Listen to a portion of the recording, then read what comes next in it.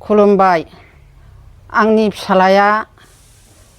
आंनि मुङा थिंगिनि बसुमतारी आंनि फिसालाया 3 बोसोर 6 मास हाबबाय गोमानाया ओमफ्राय बबेयाव दङथाय मिथिया अरुणाचलाव दंना बबेहाय दङ अरुणाचलावनो गारि सालायोमोन आरो ओमफ्राय दा बबेयाव दङ आं बेखौ मिथिया बेनिफ्राय माब्लाबा समाव गेजेर खन्द'आव फैदोंना फैयाखैमोन गेजेर खन्द'आव बे थांनायनिफ्रायनो फैखायाखै बिफानि बस जानो फैनायनिफ्रायनो जै थांदों बिनिफ्रायनो गैखाया फन सन लागोन ना लायामोन मानसियालाय आगोलाव लायोमोन दा लाला जेबो गैया फिसालानि नामा मा नाम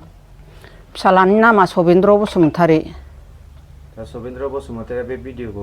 नुयोब्ला बिमा जानानै नों मा खावलायहरगोन दा नुयोबाथ' आं मोजाङैनो लेंहरगोन फिसालाखौ फैनो रोङोबा फैयोबा लेंहरगोन आङो ओमफ्राय आरो जुदि बायसान्स नुयोबा आरो सोरबा खोन्थाहरोबा ओरैबायदि थोरैबायदि जाना दं होननानै खोन्थाहरोबा आं लायनो होगोन ओरैनो मा मावोमोन नोंनि फिसाला ओरैनो माने गारि सालायखायो आरो गारि सालायोमोन आरो औ ओमफ्राय जेबो खबर गैला आरो ओहो जेबो खबर गैया नोंहा साबैसे फिसाला दंमोन साथाम फिसालामोन सासे फिसाजो 3 फिसाला गोमानाया खै बोसोर हाबदोंना हाबाखै अरुणाचलाव सोरबा थानायफ्रा नुदोंबा नोंथांमोन रायजो राजाफ्रा नुदोंबा